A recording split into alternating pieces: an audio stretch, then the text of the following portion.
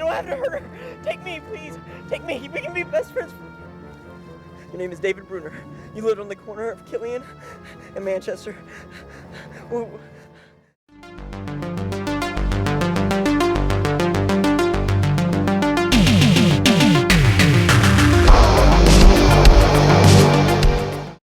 We are talking 2003's Scarecrow Slayer. This one is directed by David Michael Latt, who of course would go on to create the distribution company and production company, The Asylum. So this is really one of the first early Asylum movies, actually a sequel to the movie, just simply called Scarecrow. Albeit this one really isn't all that connected to the original film. And it stars Tony Todd, or at least it stars him in the kind of first 15 minutes of the movie, because that's all you'll get of Mr. Todd's character. So the story here is we have Tony Todd's character is a farmer who, when he was a child, seems to remember a scarecrow killing his father. Now, he's not sure whether he's dreamed it or whether he's just kind of like, it was something that's real, something that's inspired him and kept him in fear. And it's created these kind of ghost stories around this local neighbourhood. And then we get this kind of group of college students wanting to kind of steal the scarecrow as a kind of initiation prank. And whilst they're doing that, Tony Todd's character thinks the scarecrow is coming alive and ultimately shoots one of these college kids whose spirit gets kind of transferred into the scarecrow and comes alive, and then essentially goes on a killing spree, really focusing on his kind of girlfriend and anyone that's associated with her, and ultimately wants to try and kind of get his girlfriend to become his kind of partner. What'll happen? You have to watch the movie and find out. So let's discuss Scarecrow Slayer. So what works with this film? Okay, so it's a very low budget movie, and if you're familiar with the Asylum movies, Latt's kind of filmmaking skills haven't improved much over the years, to be fair. But there are a couple of things I would say. The actual Scarecrow costume slash makeup episode, I think, is pretty good. I mean, it's a little bit over-designed. You know, it looks like a costume, but nonetheless, I still think it's a pretty good costume. If you were to wear this as a Halloween kind of get-up, it'd be pretty cool. So I do quite like the kind of the Scarecrow kind of get-up itself. I think the movie had an original idea, though it kind of dropped it fairly early on, where the Scarecrow isn't necessarily malevolent, or at least that initially appears that way. That kind of soon kind of falls out of the way, as I've said, but initially he's got this kind of spirit of this guy who's just some sort of average kind of Joe, really, and as such, he just kind of wants to kind of go with his girlfriend and ends up kind of killing people. But that kind of soon changes, and he just ends up killing essentially anyone.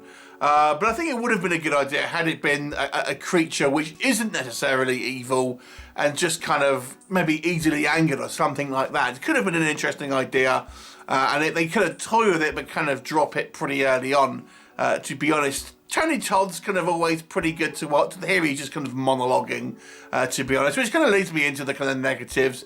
Yeah, it's just Tony Todd has kind of looked like it's more or less a day's work for him here, essentially just monologuing his scenes, and you know, his character maybe would have been more of an interesting kind of story to watch, to be honest.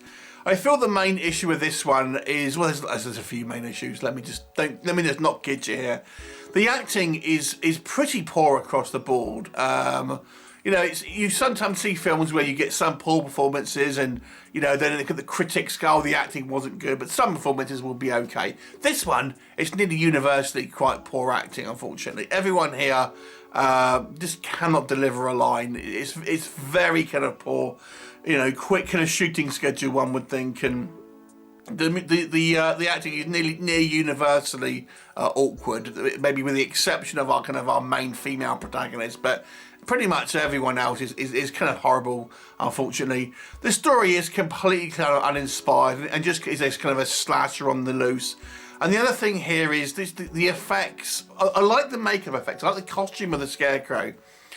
But Latt has decided to use overuse of kind of green screen and kind of digital effects in most circumstances, I have to say, when it wasn't necessary. And it's so kind of like jarring. I mean, obviously this is an older movie now, but back when this came out, maybe that was kind of more the norm. But there's just scenes, for example, where a character is kind of lifting up a torso of a Scarecrow. They've kind of digitally put the torso in so he can see his hands aren't really holding anything. It's like, how easy could it have been just to kind of put like a clothed with a clothed Scarecrow, like just a kind of like a dummy or something, just to pick up a dummy.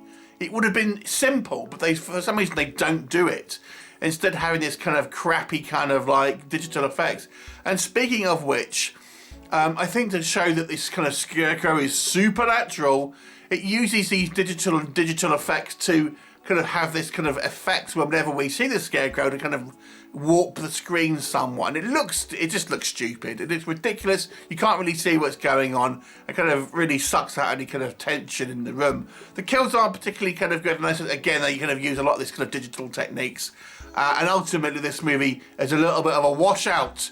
And when I say a little bit of a washout, I mean a huge washout. I've yet to see the third movie, Scarecrow Goes Wild. Who knows if I'll get to that. The first two haven't been particularly good. This one's going to be a 2 out of 10. It is not a good movie.